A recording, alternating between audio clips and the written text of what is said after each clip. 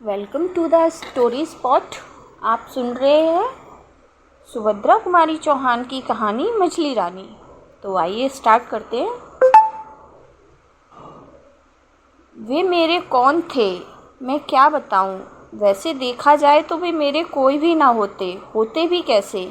मैं ब्राह्मण, वे क्षत्रिय, मैं स्त्री, वे पुरुष। फिर ना तो रिश्तेदार हो सकते थे और ना मित्र।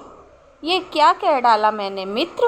भला किसी स्त्री का कोई पुरुष भी मित्र हो सकता है, और यदि है भी तो क्या समाज इसे बर्दाश्त करेगा। यहाँ तो किसी पुरुष का किसी स्त्री से मिलना जुलना या किसी प्रकार का व्यवहार रखना भी पाप है।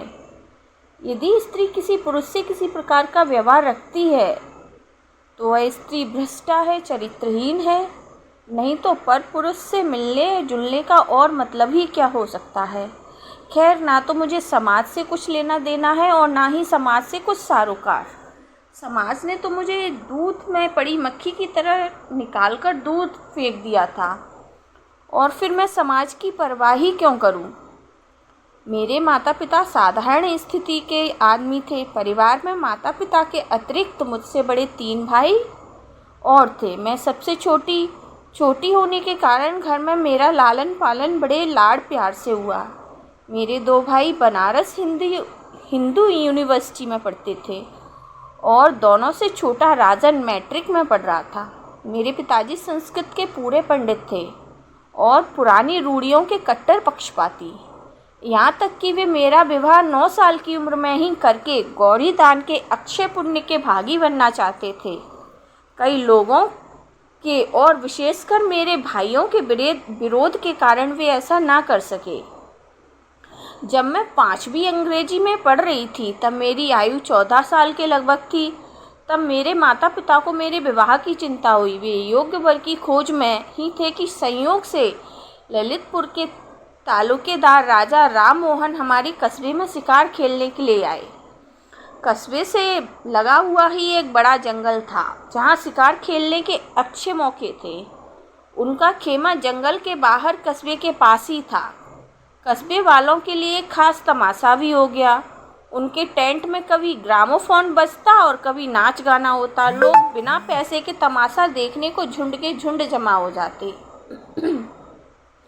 एक दिन मैं भी राजन और पिताजी के साथ राजा साहब के डेरे पर गई, और पिताजी की राजा साहब से जान पहचान हो ही गई थी।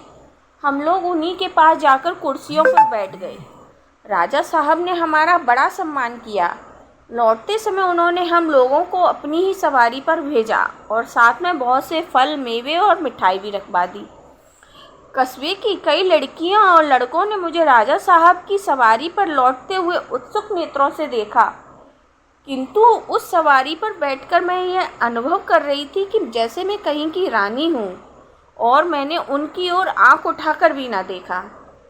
दूसरे दिन राजा साहब ने स्वयं पिताजी को बुलवा भेजा और उनसे मिलकर 2-3 घंटे बाद जब पिताजी लौटे तो इतने प्रसन्न थे कि उनके पैर धरती पर ही ना पड़ते थे। ऐसा मालूम होता कि वे सारे संसार को जीत कर आ रहे हैं। आते ही उन्होंने मेरी पीठ ठोकी और माँ से बोले, लो, इससे अच्छा क्या हो सकता था। तारा का विवाह राजा साहब के मझले लड़के से तय हो गया है। माता पिता दोनों ही इस संबंध से बड़े प्रसन्न हुए। मेरे भाइयों ने जब सुना कि तारा का विवाह एक तालुकेदार के बिलासी लड़के से जो मामूली सी हिंदी पढ़ा लिखा हुआ है उससे तय हुआ है, तो उन्होंने इसका बहुत विरोध किया। किंतु उनके विरोध को कौन सुनता। पिताजी अपनी हट पकड़े थे। उनकी समझ में तो इससे अच्छा घर और बर मेरे लिए मिल ही नहीं सकता था। सबसे अधिक आकर्षक बात तो जो उनके लिए वह यह थी कि बर बहुत बड़े खानदान 20 कन्वजियों के घर का लड़का था। फिर राजा से रिश्तेदारी करके कस्बे में उनकी इज्जत बढ़ जाएगी, वो क्या कम था। इसके अतिरिक्त विवाह का प्रस्ताव भी स्वयं राजा साहब ने ही दिया था। नहीं तो भला मामूली हैसियत के मेरे पिताजी ये प्रस्ताव कैसे ला सकते थे। और एक और बात थी कि दहेज के नाम से कुछ न देकर भी लड़की इतने बड़े घर में ब्याही जा रही है। फिर भला इतने बड़े बड़े आकर्षणों को पिताजी कैसे टाल देते। पिताजी मेरी किस्मत का सराहना करके कहते, मेरी तारा तो रानी बनेगी। रानी बनने की खुशी में मैं फूली फूली फिरती। भाइयों का विरोध करना मुझे अच्छा ना लगता, किंतु मैं उनके सामने कुछ ना कह सकती थी। खैर, भाइयों के बहुत विरोध होने पर भी मेरा विवाह मंझले राजा मनमोहन के साथ हो ही गया। फूलों से सजी हुई मोटर में बैठकर मैं ससुराल के लिए रवाना हुई।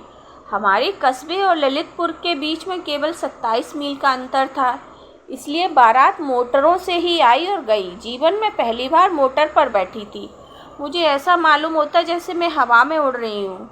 27 मील तक मोटर पर बैठने के बाद भी जीना भर आता। यही चाहती थी कि रास्ता लंबा और होता जाए और मैं मोटर पर घूमा करूं, किंतु क्या यह संभव था? आखिर को एक बड़े भारी महल के जनाने दरवाजे पर जाकर मोटर खड़ी हो गई। सास तो थी ही नहीं, इसलिए मेरी जिठानी बड़ी रानी जी परछन कर मुझे उतार ले गई। मुझे एक बड़े भारी सजे हुए कमरे में बिठा दिया गया। स्त्रियां बारी बारी से मुंह खोल के देखने लगीं। कोई रुपया, कोई छोटे मोटे जेवर या कपड़े मेरी मुंह दिखाई में देकर जाने लगी। मेरी जिठानी बड़ी रानी ने भी मुंह देखा, कुछ बोली नहीं, करके उंगली में अंगूठी पहना दी।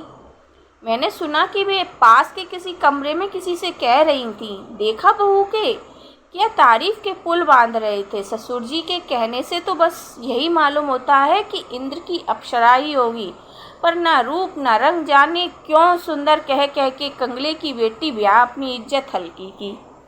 रोटी बेटी का व्यवहार तो अपनी बराबरी वालों में होता है बिरजू की माँ, पर ससुर जी तो इसके रूप पर बिल्कुल लट्टू ही हो गए।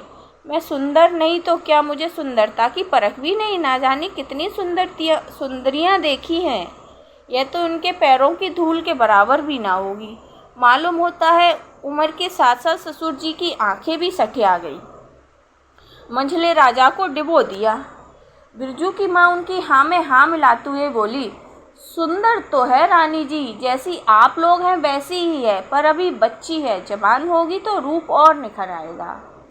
बड़ी रानी तिलमिला उठी और बोली, रूप निखरेगा पत्थर, और हान बिरवान के होत चीकने पात। निखरने वाला रूप सामने ही दिखता है। फिर वे जग विरक्ति के भाव में बोली, जाने भी दो, अच्छा हो या बुरा हमें क्या करना है। जब मैं अकेली रह गई, सारी औरतें चली गईं, मेरी माँ के घर की खवासन ने सूना कमरा देखकर मुंह खोल दिया। शीशा उठाकर मैंने एक बार अपना मुंह ध्यान से देखा, फिर रख दिया। ढूंढने से भी मुझे अपने रूप रंग में कोई ऐब ना मिला। पहली बार केवल 5 दिन ससुराल में रहकर मैं अपने पिता के साथ मैके आ गई। ससुराल में 5 दिन मुझे 5 वर्ष की तरह मालूम हुए। मैंने जो रानी बनने का सुनहरा सपना देखा था वह दूर हो चुका था। ससुराल से लौटकर मैंने तो कुछ नहीं कहा, किंतु खवासन ने वहाँ के सब हालचाल बतलाए। माँ ने कहा, तो क्या रानी केवल कहने के लिए होती है, भीतर का हाल हमारे घरों से भी गया बीता होता है। मैं अपनी माँ के साथ मुश्किल से महीना सवा महीना ही रह पाई थी। मुझे बुलाने के लिए ससुराल से संदेशा आया। राजाओं की इच्छा के विरुद्ध तिल भर भी मेरे पिताजी कैसे जाते। ना चाहते हुए भी उन्होंने मेरी विदाई कर दी। इतनी जल्दी ससुराल जाना मुझे जरा भी अच्छा ना लगा, परंतु क्या करती, लाचार थी। सावन में जब सभी लड़कियां ससुराल से मैके आती हैं, मैं ससुराल रूपी कैद खाने में बंद होने चली। देवर के साथ फिर मोटर पर बैठी। इस बार मैंने अपना छोटा सा हारमोनियम भी साथ रख लिया।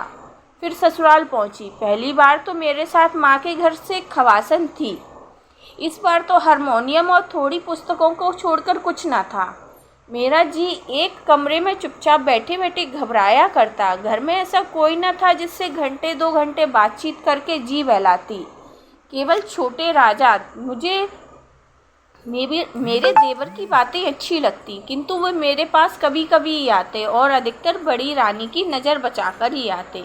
मैं सारे दिन पुस्तकें पढ़ा करती, पर पुस्तक ही कितनी थी, 8-10 बार पढ़ गई। छोटे राजा कभी कभी मुझे अखबार भी ला दिया करते, किंतु सबकी आंख बचाकर घर में सब काम के लिए नौकर चाकर और दास दासियाँ थे। मुझे कोई काम ना करना पड़ता। मेरी सेवा में भी 2-2 दासियाँ सदा बनी रहती, पर मुझे तो ऐसा मालूम होता कि मैं उनके बीच कैद हूँ, क्योंकि मेरी राय रत्ती भी बड़ी रानी के पास लगा दी जाती थी। उन दासियों से मैं यदि किसी काम के लिए भी कहती तो वे मेरे कहने मात्र से कहीं ना जा सकती थीं। उन्हें बड़ी रानी से हुक्म लेना पड़ता था। यदि उधर से स्वीकृति मिल जाती तो मेरा काम होता, अन्यथा नहीं। इसी प्रकार हर माह मुझे खजाने से हाथ खर्च के लिए 150 रुपये मिलते, किंतु क्या मजाल कि एक पाई भी महाराज से पूछे बिना खर्च कर दूं। भीतर के शासन की बागडोर बड़ी रानी के हाथ में थी और बाहर की महाराजा मेरे ससुर के हाथ में। मेरे पति मंझले राजा बड़े ही विलास प्रिय, मदिरा सेवी, शिकार के शौकीन और जाने क्या क्या थे, मैं क्या बताऊं। वे बहुत सुंदर भी थे, किंतु उनके दर्शन मुझे दुर्लभ थे। 4-6 दिन में कभी आधे घंटे के लिए वे मेरे कमरे में आ जाते तो मेरा अहोभाग्य समझो। मैं उनकी रूप माधुरी को एक बार जी भर पीने के लिए मेरी आंखें आज तक प्यासी थी, किंतु मेरे जीवन में ये अवसर कभी आया ना। इस दिखावटी वैभव के अंदर मैं किसी प्रकार अपने जीवन को घसीटे जा रही थी। इसी समय मेरे अंधकारपूर्ण जीवन में एक प्रकाश की सुनहली किरण का आगमन हुआ। छोटे राजा की उम्र 17-18 साल की थी। वे बड़े नेक और होनहार थे। घर में पढ़ने लिखने का शौक केवल उन्हीं को था। छोटे राजा मैट्रिक की तैयारी कर रहे थे और एक मास्टर बाबू उन्हें पढ़ाया करते। घर में आने जाने की उन्हें पूर्ण स्वतंत्रता थी। घर में स्त्रियों की आवश्यक वस्तुएं बाहर से मंगवा देना भी मास्टर बाबू के जिम्मे था, इसलिए वे घर में सबसे ज़्यादा परिचित थे। विवाह के बाद से ही बड़ी रानी मुझसे नाराज़ थी। उन्हें मेरी चाल ढाल, रहन सहन जरा भी ना सुहाती। वे हर बात में मेरे ऐब निकालने की फिराक में रहती। तिल का ताड़ बनाकर मेरी जरा जरा सी बात को वे परिचित या अपरिचित जो कोई आता उससे कहती। शायद वे मेरी सुंदरता को मेरे ऐबों से ढक देना चाहती थी।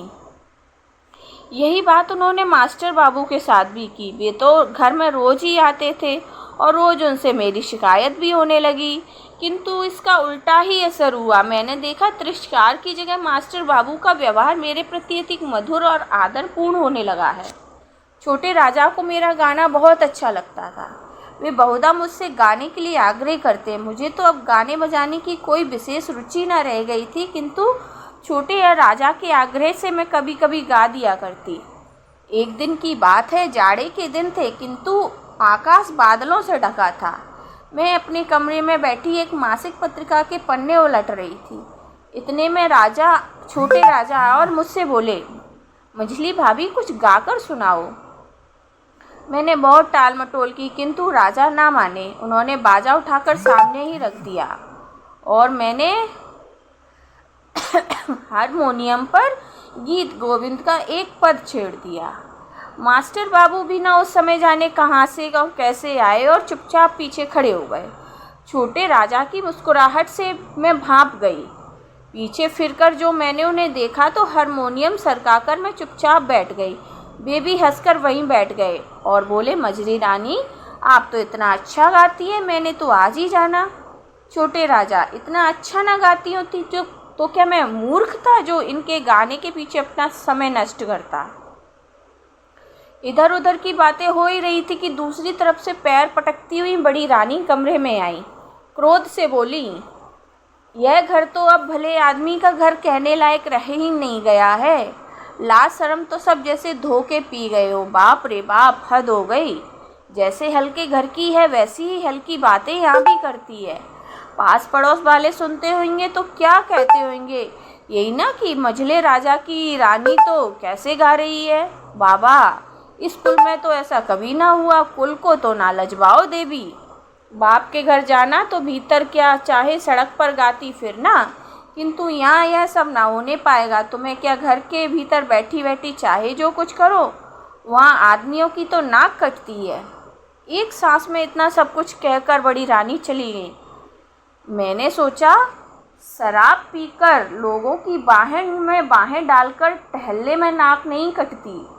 गरीबों पर मनमाने जुल्म करने पर नाक नहीं कटती। नाक कटती है तो मेरे गाने से। सो अब मैं बाजे को हाथ भी ना लगाऊंगी। उस दिन के बाद फिर से मैंने बाजे को नहीं छुआ और ना ही छोटे राजा ने मुझसे कभी आग्रह किया। यदि वे आग्रह करते तब भी मुझ में बाजा छूने का साहस न था। इस घटना के कई दिन बाद एक दिन मास्टर बाबू छोटे राजा की पढ़ाकर ऊपर से नीचे उतर रहे थे और मैं नीचे से ऊपर जा रही थी। सीढ़ियों पर भी मेरी उनसे भेंट हो गई। वे ठिठक कर बोले, कैसी हो मछली रानी? मैंने कहा, जीती हूँ, खुश रहा करो। इस प्रकार रहने से आखिर कुछ लाभ जी को कैसे समझाऊँ मास्टर बाबू?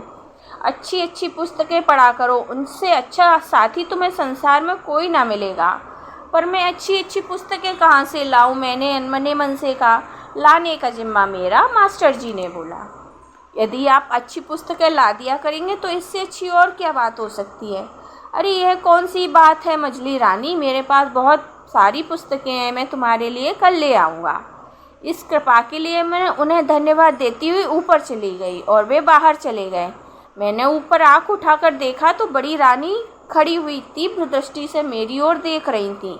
मैं कुछ न बोलकर नीची निगाह किए हुए अपने कमरे में चली गई।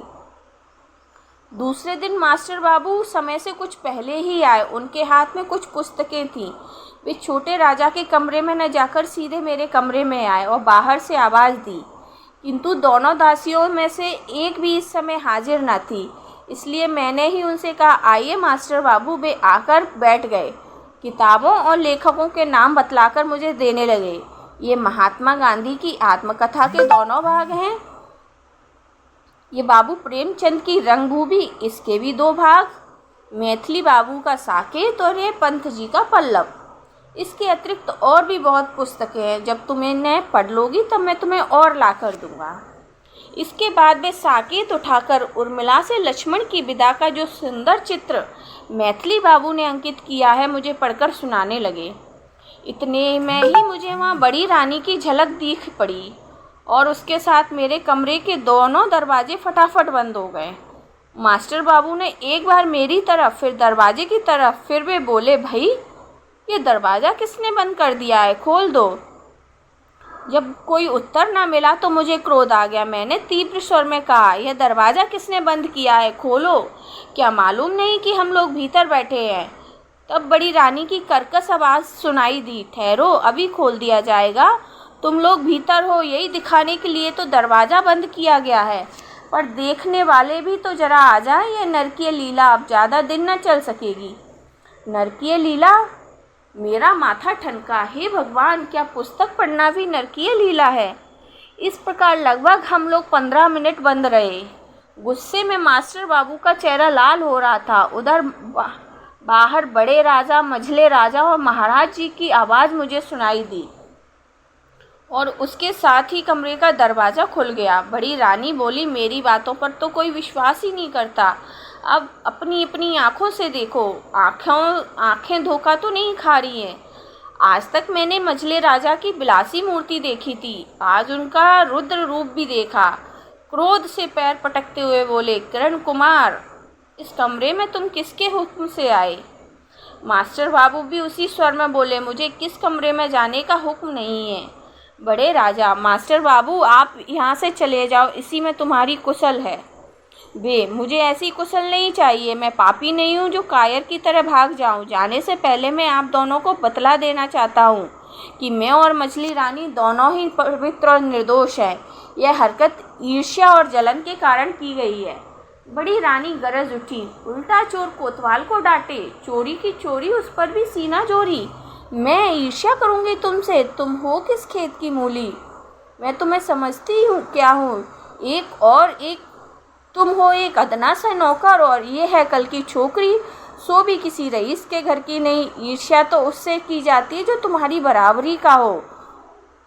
फिर बड़े राजा की तरफ मुड़कर बोली, तुम इसे ठोकर मार के निकलवा क्यों नहीं देते? तुम्हारे सामने ही खड़ा खड़ा जवान लड़ा रहा है और तुम सुन रहे हो। पहले ही कहा था नौकर चाकर को ज़्यादा मुंह न लगाया करो। महाराज बड़े गुस्से में बोले, किरण कुमार चले जाओ। इसी समय न जाने कहाँ से छोटे राजा आ पड़े और मास्टर बाबू को ज़बरदस्ती पकड़कर अपने साथ लिवा ले गए। वे चले गए।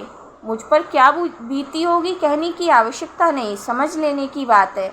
नतीजा यह हुआ कि उसी दिन एक चिट्ठी के साथ मैं हमेशा के लिए विदा कर दी गई।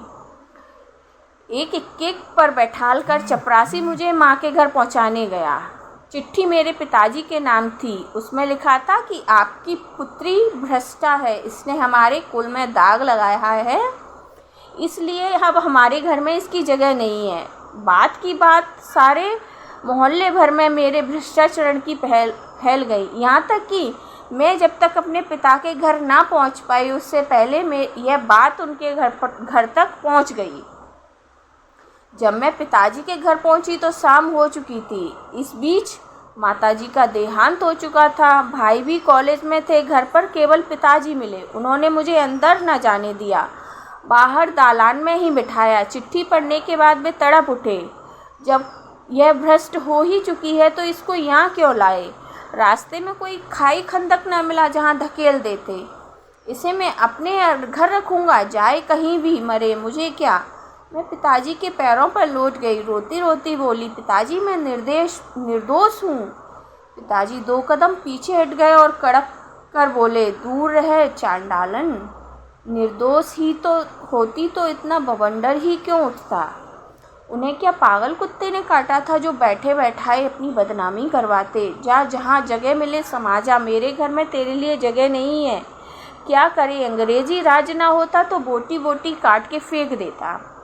इस मोहल्ले में समाज के कई ऊंची नाक वाले अगुआ और कई पास पड़ोसी भी जमा हो गए। सबने मेरे भ्रष्टाचरण की बात सुनी और घृणा से मुंह बिचकाया। एक बोला, नहीं भाई, अब तो घर में रखने लायक नहीं। जब ससुराल वालों ने ही निकाल दिया तो क्या पंडित रामभजन अपने घर में रखकर अपनी जात में हुक्का पानी बंद करवाएंगे। दूसरे ने पिताजी पर पानी चढ़ाया, अरे भाई, घर में रखे तो रखने दे, इनकी लड़की है, पर हम तो पंडित जी के दरवाजे पर पैर न देंगे। मैं फिर एक बार भीतर जाने के लिए झुकी, किंतु पिताजी ने एक झटके के साथ मुझे दरवाजे से कई हाथ दूर फेंक दिया। कुल में दाग तो मैंने ही लगा दिया था। वे मुझे घर में रखकर क्या जात बाहर भी हो जाते। मैं दूर जा गिरी और बेहोश हो गई। जब मुझे होश आया तो मेरे घर का दरवाज़ा बंद हो चुका था। मोहल्ले भर में सन्नाटा था। केवल कभी कभी 1-2 कुत्तों के भौंकने की आवाज़ सुनाई आती। मैं उठी। बहुत कुछ सोचने के बाद स्टेशन की तरफ चल पड़ी। एक कुत्ता भौंक उठा, जैसे कह रहा था कि अब इस मोहल्ले में तुम्हारे लिए जगह नहीं है। जब मैं स्टेशन पर पहुंची तो एक गाड़ी तैयार थी। बिना कुछ सोचे विचारे मैं गाड़ी के एक जनाने डब्बे में बैठ गई। गाड़ी कितनी देर तक चलती रही, कहाँ खड़ी हुई, कौन कौन से स्टेशन बीच में है, मुझे पता नहीं। किंतु सवेरे जब ट्रेन कानपुर पहुंचकर रुक गई और रेलवे कर्मचारी ने मुझे आकर उतरने को कहा तो मैं चौंक पड़ी कि पूरी ट्रेन यात्रियों से खाली हो गई। स्टेशन पर भी बहुत कम यात्री थे। ट्रेन से उतर के मेरी समझ ही ना आता कि कहाँ जाऊँ। कल तक मैं जो एक महल की रानी थी, आज उसके खड़े होने के लिए भी एक स्थान ना था। बहुत देर बाद मुझे एकाएक ख्याल आया कि सत्याग्रह संग्राम तो छिड़ा ही हुआ है, क्यों ना मैं भी चलकर स्वयं सेविका बन जाऊं और देश सेवा में जीवन बिता दूं। पूछती हुई मैं किसी प्रकार कांग्रेस दफ्तर पहुंची। वहां 2-3 व्यक्ति बैठे थे। उन्होंने पूछा कि मेरे पास कोई कांग्रेस कमेटी का प्रमाण पत्र है। मैंने कहा नहीं, तो उन्होंने मुझे स्वयं सेविका बनाने से इनकार कर दिया। इसके बाद मैं कई संस्थाओं सुधारकों के दरवाजे पर भटकी, पर मुझे कहीं आश्रय ना मिला। विवश होकर मैं भूखी प्यासी चल पड़ी, पर जाती कहाँ। थककर एक पेड़ के नीचे बैठ गई। मैंने अपनी अवस्था पर विचार किया कि मैं आज रानी से पथ की भिखारन हो चुकी हूँ। अब मेरे सामने भिक्षावृत्ति को छोड़कर दूसरा उपाय ही क्या है। इसी समय न जाने कहाँ से एक भिखारिन बुढ़िया भी उस पेड़ के नीचे कई छोटी छोटी पोटलियाँ लिए हुए आकर बैठ गई। बड़े इत्मीनान से के साथ उसने दिन भर के मांगे हुए आटे, दाल, चावल को अपने चीथड़े में अच्छी तरह बांधकर, बुढ़िया ने मेरी तरफ देखा, मैंने भी उसकी ओर देखा। दुख में भी एक प्रकार का आकर्षण होता है जिसने क्षण भर में हम दोनों को एक कर दिया। भिखारन बहुत बूढ़ी थी, उसे एक आंख से कम दिख पड़ता था। भिक्षावृत्ति करने के लिए उसे किसी साथी या सहारे की ज़रूरत थी। मैं उसी के साथ रहने लगी। कई बार मैंने आत्महत्या करने की कोशिश करनी चाहिए, किंतु उस समय ऐसा मालूम होता कि जैसे कोई हाथ पकड़ लेता हो। मैं आत्मघात भी ना कर सकी। लगातार 1 साल तक भिखारन के साथ रहकर भी मुझे भीख मांगना ना आया। आता भी कैसा। मैं बुढ़िया का हाथ पकड़ कर उसे सहारा देती हुई चलती, भी वही मांगा करती। मैं जवान थी, सुंदर थी, फटे चीथड़े और मेले कुचले वेश में भी मैं अपना रूप न छिपा सकती थी। मेरा रूप ही हर जगह मेरा दुश्मन हो जाता था। अपने शत्रुत्व की रक्षा हेतु मुझे बहुत सचेत रहना पड़ता था और इसलिए जल्दी जल्दी स्थान बदलना पड़ता। मेरे बदन की साड़ी भी फटकर तार तार हो गई थी। बदन ढकने के लिए साबुत कपड़ा भी न था। प्रयाग में माघी अमावस्या के दिन बड़ा भारी मेला लगता है। बुढ़िया ने कहा वहाँ चलने पर हमें 3-4 महीने भर खाने को मिल जाएगा और कपड़ों के पैसे भी मिल जाएंगे। मैं बूढ़ी के साथ पैदल ही प्रयाग के लिए चल पड़ी। मांगते खाते कई दिनों में हम लोग प्रयाग पहुँचे। वहाँ पूरे महीने भर मेला रहता। दूर दूर के बहुत से यात्री आते। हम लोग रोज़ सड़क किनारे कपड़ा बिछाकर बैठ जाते। दिन भर भिक्षा मांगकर शाम को एक पेड़ के नीचे अलाव जलाकर सो जाते। इसी प्रकार शाम को जब हम दिन भर की भिक्षावृत्ति के बाद लौट रहे थे, एक बग्घी निकली जिसमें कुछ स्त्रियां थीं। बुढ़िया एक पैसे के लिए हाथ फैलाकर गाड़ी के पीछे पीछे दौड़ी। कुछ देर बाद गाड़ी के अंदर से एक पैसा फेंका गया। शाम को धुंधले के प्रकाश में बुढ़िया जल्दी पैसा देख न सकी। वह पैसा देखने के लिए कुछ देर झुकी रही। उसी समय एक मोटर पीछे से और एक सामने से आ गई। बुढ़िया ने बचना चाहा। मोटर वाले ने भी बहुत बचाया, पर बुढ़िया मोटर की चपेट में आ गई। उसे गहरी चोट लगी और उसे बचाने की चेष्टा में मुझे भी चोट आ गई। जिस मोटर की चपेट हम लोगों को लगी, उस मोटर वाले ने मुड़कर पीछे देखा भी नहीं, किंतु दूसरी मोटर वाले रुक गए। उसमें से 2 व्यक्ति उतरे। मेरे मुंह से सहसा एक चीख निकल गई। कई दिनों के लगातार बुखार के बाद जिस दिन होश आया, मैंने अपने आप को एक जनाने अस्पताल के पर्दा वार्ड के कमरे में पाया। एक खाट पर मैं पड़ी थी, दूसरी ही खाट पर भिकारन मरणासन्न अवस्था में पड़ी थी। मैं खाट से उठकर बैठने लगी तो मास्टर बाबू पास ही की कुर्सी पर बैठे कुछ पढ़ रहे थे। मुझे उठते देखकर पास आकर बोले, अभी आप ना उठें, बिना डॉक्टर की अनुमति के आपको खाट से नहीं उठना है। क्यों? मैं पथ की भिखारन, मुझे साफ़ सुथरे कपड़े, नरम नरम बिछौने क्यों चाहिए? कल से तो फिर मुझे वही गली गली की ठोकर खानी पड़ेगी। उनकी बड़ी बड़ी आंखें सजल हो गईं। वे बड़े ही करुण स्वर में बोले, मझली रानी, क्या तुम मुझे माफ़ ना करोगी? तुम्हारा अपराधी तो मैं ही हूँ ना, मेरे कारण ही तुम्हारी है। आज तुम राजरानी से पथ की भिखारन हो गई हो। जब उन्होंने मझली रानी कहकर बुलाया तो मैं सहसा चौंक पड़ी। मेरे मुंह से निकल गया, मास्टर बाबू। 2-3 दिन में मैं पूर्णतः स्वस्थ हो गई, परंतु भिखारन की हालत न सुधर सकी। एक दिन उसने अपनी जीवन लीला समाप्त कर दी। उसके अंतिम संस्कारों से निवृत्त होकर मैं मास्टर बाबू के साथ उनके बंगले में रहने लगी, किंतु मैं अभी तक नहीं जान सकी कि वे मेरे कौन हैं। वे मुझ पर माता की तरह ममता और पिता की तरह प्यार करते हैं, भाई की तरह सहायता और मित्र की तरह नेक सलाह देते हैं, पति की तरह रक्षा और पुत्र की तरह आदर करते हैं। कुछ ना होते हुए भी मेरे सब कुछ है और सब कुछ होते हुए भी मेरे वे कुछ भी नहीं है। धन्यवाद।